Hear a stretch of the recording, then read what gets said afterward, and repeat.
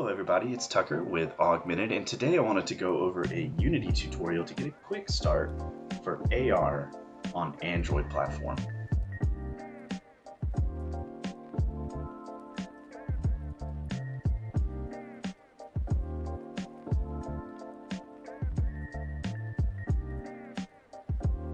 You're going to select a 3D project, just a basic 3D project. Then you can go ahead and name it anything you want and open it up. Once that opens, you're going to want to go to File, Build Settings, and make sure you have Android selected here. And you may need to change the platform as far as hitting a button to do that. And you want to make sure all these settings are the same. Inside of player settings, there are a few important things to note. Just make sure in player, Android, everything is pretty much the same under other settings as you see here. So you may need to stop the video, pause the video in order to make sure these match up, but I'll go over a few of the very important ones. So we want to make sure multi-threaded rendering is off if it is set on by default. So we want API level 24. Target API just has to be higher than that. You also definitely want to do scripting back into IL2 CPP. And then down here, target architectures, ARM 64. Everything else, I believe, is already correct by default. So just go ahead and make sure that this all matches, and you should be good. I'm going to close that. Close that. The next thing you need to do, your main hierarchy starts with a camera and a directional light, I believe.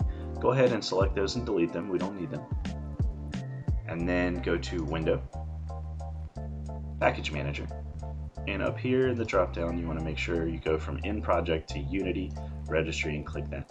What we're interested here is the AR package, which has AR Foundation, which is the combination of ARKit from Apple and ARCore from Google. And then it has Magic Leap and OpenXR. We don't really care about these guys, but we're going to make sure that we have Google on there for sure. And it's nice to have Apple if you want to have multi-platform applications. So go ahead and select that, put it in your project.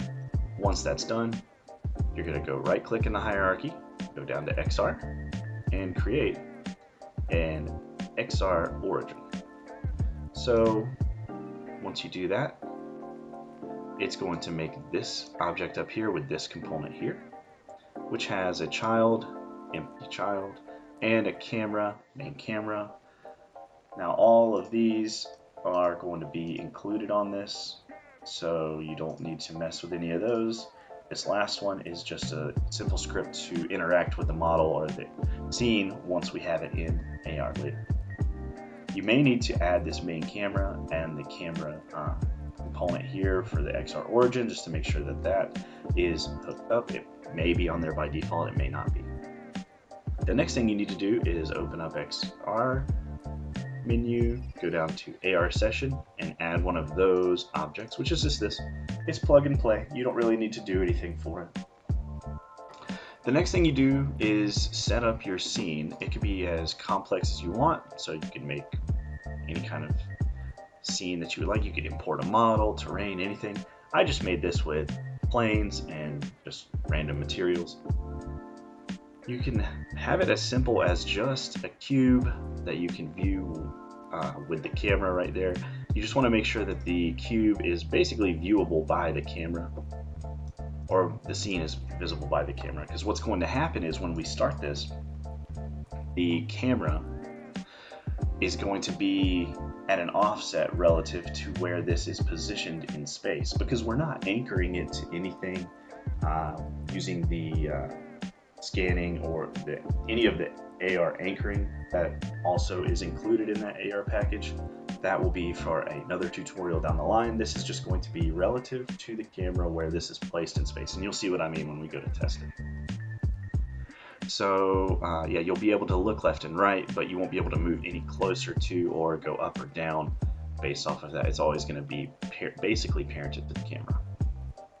So all of that is done. I'm going to just discard the changes because I already did all that, and then we can go ahead and press play.